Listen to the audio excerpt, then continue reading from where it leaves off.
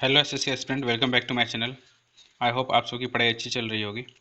तो आज हम लोग डिस्कस करने वाले हैं इंपॉर्टेंट टॉपिक्स पर अपकमिंग एग्जाम्स। एसएससी में जो भी अपकमिंग एग्जाम्स है, अब क्या क्या इंपॉर्टेंट टॉपिक्स बन गया है, क्योंकि आप सभी को पता है कि एडुकेटी ने पैटर्न बदल दिया है और सबका लेवल वाइज पैटर्न बदला है। 10th का लेवल अलग है, 12th का लेवल अलग है और ग्रेजुएशन का लेवल अलग है, मीन्स सीजीएल्स का लेवल अलग है। तो हम लोग देख सकते हैं कि पहले जैसे टीसीएस लगभग सारे एग्जाम्स का लगभग एक ही जैसा सिलेबस, एक ही जैसा पैटर्न और क्वेश्चंस लेवल भी एक जैसा था, बट एडुकेटी ने ये चीज़ चेंज किया है। तो हम लोगों को भी एडुकेटी के हिसाब से बदलना होगा। तो आज हम एडुकेटी का पैटर्न डिकोड कर लिए हैं कि क्या है इसमें, कैसे कैसा क्वेश्चंस पूछा जा रहा है। तो हम लोग उस हिसाब से एसएससी सीजीएल के लिए हम लोग प्रिपेयर कर सकते हैं। तो वही देखना है कि इंपॉर्टेंट टॉपिक्स क्या क्या फेज़ में आया है। तो फेज़ से हम लोग क्या किए कि ग्रेजुएशन वाला में फेज़ में जो जो क्वेश्चंस तो जिस टॉपिक से पूछा गया है वो हम लोग यहाँ पे देखेंगे कि क्या क्या चेंजिंग करना है। तो चलिए शुरू करते हैं। तो सबसे पहले देखिए, हम लोग देखते हैं कि क्या है। तो 13 शिफ्ट हुआ, 13 और जितना भी शिफ्ट हुआ है इसमें, तो इससे हम लोग देखेंगे कि क्या क्या चेंजेस हुआ है। तो चलिए सबसे पहले शुरू करते हैं मैथ्स मैथ्स के बारे में। तो मैथ्स में आप देख सकते हैं कि मैथ्स 20 to 21 आप स्कोर कर सकते हैं। ठीक है, जिनका भी पहले का पी वाई क्यूज़ किया हुआ है, जैसे अर्थमेटिक और एडवांस का जो रेशियो आप देखते हैं, अर्थमेटिक का ज़्यादा है ना, अर्थमेटिक का एडवांस से ज़्यादा है। बट इसमें कुछ टॉपिक्स ऐड ऑन किया गया है। जो टॉपिक्स हम लोगों का मेंस में पूछा जाता था वो हम लोग का प्री में पूछा जा रहा है। तो अब एडिक्विटी ने आउट ऑफ सिलेबस कुछ क्वेश्चंस दे रहा है। तो जैसे कि हम लोग का मेंस में जो टॉपिक्स था, प्रोबेबिलिटी था, है ना, स्टैट्स का था, फिर आपका कोऑर्डिनेट था, है ना, तो ये सारा टॉपिक्स ये इसमें ऐड कर दिया है। तो हम लोग तो मैथ्स में पढ़ रहे थे, लेकिन अब हम लोग को ये देखना है कि क्या क्या पढ़ना है। सबसे पहले प्रोबेबिलिटी आप लोगों को देखना पड़ेगा। ठीक है, इसमें मॉडुलर अर्थमेटिक आ रहा है, स्टैट्स आ रहा है, प्रिज्म और पिरामिड के क्वेश्चंस इसमें देखने को मिल रहे हैं। ठीक है, मॉन्टी हॉल का एक क्वेश्चंस जो कि आप प्रोबेबिलिटी में पढ़ेंगे, लगभग वैसे ही है। बहुत सारे टीचर्स ने ये यूट्यूब में डाल दिया, आप देख सकते हैं। हाइट एंड डिस्टेंस, ये सब का अच्छा अच्छा क्वेश्चन पूछा जा रहा है, हाइट एंड डिस्टेंस, है ना। तो ये सब एक्स्ट्राज है जो हम लोग का प्री में नहीं आता था लगभग। ठीक है, तो हम लोग स्ट्रेटजी इसमें क्या करना है कि जो क्वेश्चंस अलग अलग है, तो आपको कुछ कॉन्सेप्ट सीखना है। जैसे कि आप प्रोबेबिलिटी देख लेना है, स्टैट्स देख लेना है ना, कोऑर्डिनेट ज्योमेट्री देख लेना है, मॉन्टी हॉल के क्वेश्चंस देख लेना है। ठीक है, तो जिनका पीवाईक्यू किया हुआ है, ठीक है, जिनका पीवाईक्यू किया है उनके उनको आसानी होगा। बट क्या है कि आपको बस लेवल इसमें थोड़ा सा बढ़ाना है, सोचने का तरीका बदलना है। ठीक है, तो ये सारा आपको मैथ्स में देखना है। तो हम लोग आगे डिस्कस कर लेते हैं अब इंग्लिश के बारे में कि इंग्लिश में क्या क्या आ रहा है। इंग्लिश में जैसे हम लोगों का उसमें क्लोज टेस्ट पूछा जाता था, है ना, क्लोज टेस्ट पूछा जाता था, बट इसमें क्लोज टेस्ट नहीं पूछा जा रहा है। आपको नरेशन और वॉइस का क्वेश्चन इसमें देखने को मिल रहा है। ठीक है, नरेशन और वॉइस का क्वेश्चन 7 से 8 क्वेश्चन ये आप स्कोर कर सकते हैं, स्कोरिंग हो गया। PQRS इसमें पहले 2 पूछा जाता था ऑलमोस्ट, इसमें 3:5 रेशियो में ऐसा पूछा जा रहा है, तो पूछ सकता है, जो कि कन्फ्यूजिंग है ना, और थोड़ा बहुत ट्विस्टेड भी है। तो आप लोगों को क्या क्या रीडिंग का हैबिट अभी डालना है, थोड़ा सा रीड करना है, आरसी फास्ट रीड करना है आप लोगों को।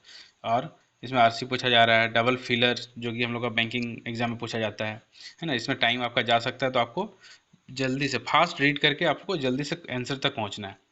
वोकेबलरी आपको करना है रिवीजन, थोड़ा नया वोकेबलरी पूछा जा रहा है।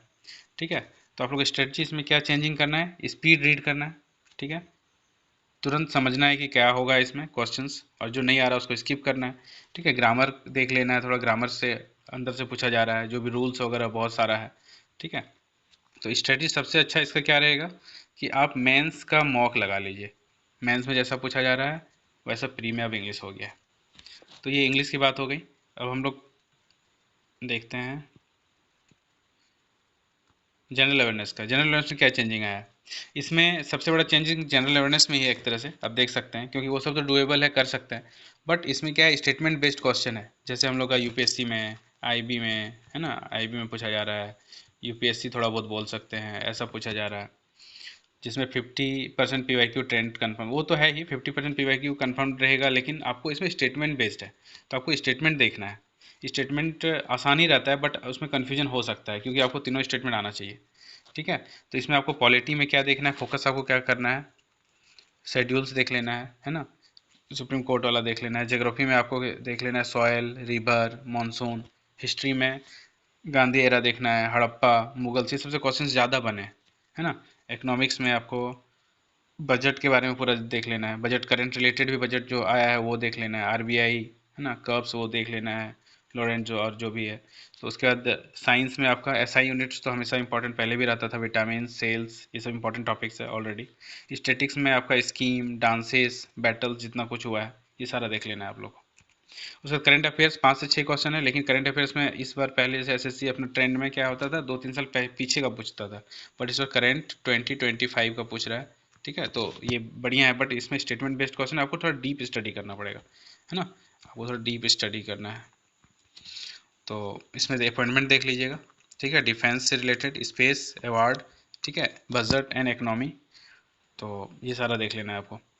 तो पहले सबसे पहले आपको टारगेट होना चाहिए 25 का करने का, फिर उसके पीछे आप जाइए।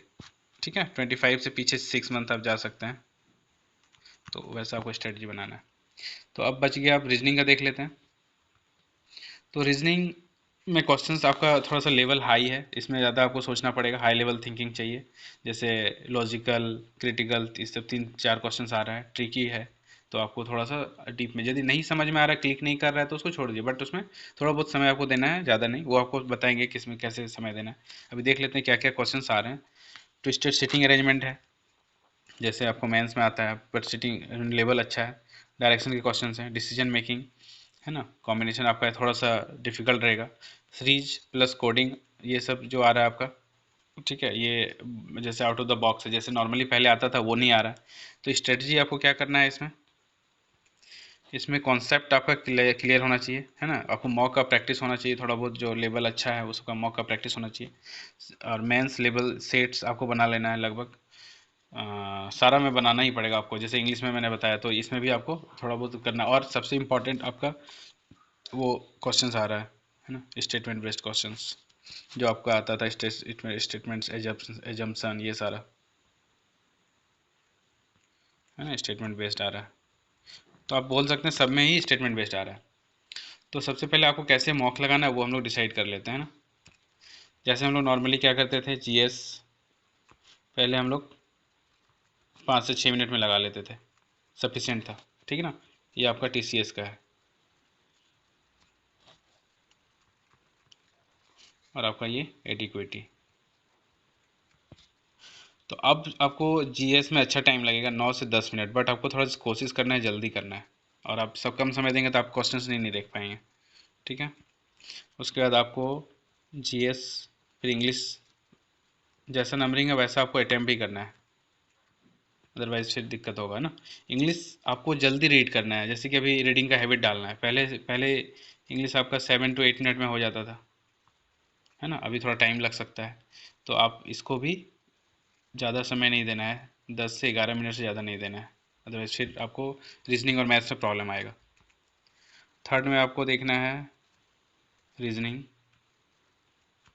ठीक है, रीजनिंग में जैसे नॉर्मली हम लोग पहले कितना समय देते थे, 13 to 15 मिनट समय देते थे।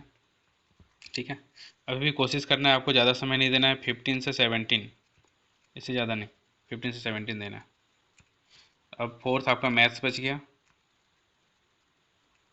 मैथ्स में पहले हम लोग नॉर्मली 25 मिनट्स में क्वेश्चंस बन जाता था, बट इसमें इस पर स्लो पड़ सकता है, बट आपको समय उतना बचेगा नहीं, तो कोशिश करना है इसको कम कम में करना है, जैसे 9-10 मिनट में 19 इधर हो गया, इधर 15 दे देंगे, तो 20 और 15 आपको कितना हो गया, 35 हो गया, तो इसमें 25 मिनट आपको हार्डली समय मिल जाएगा।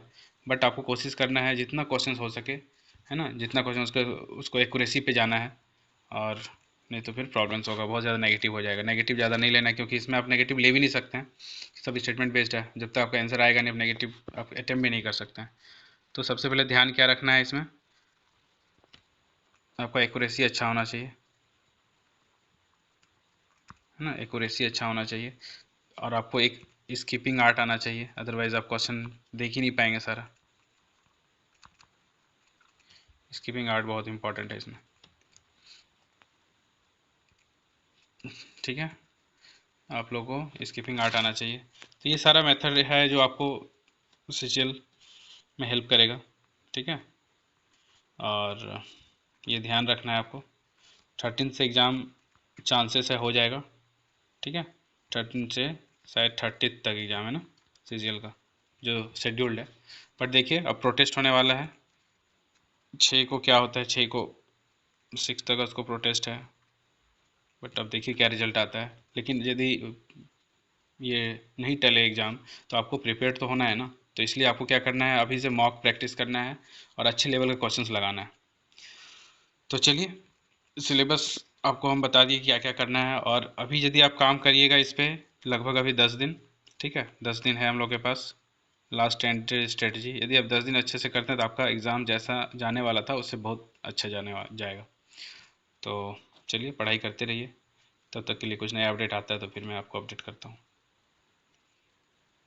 यदि आपको अच्छा लगे चैनल, तो मतलब आपको इन्फॉर्मेशन अच्छा लगा है तो चैनल को सब्सक्राइब कीजिए, लाइक कीजिए, शेयर कीजिए, ताकि दूसरे को भी हेल्प हो सके।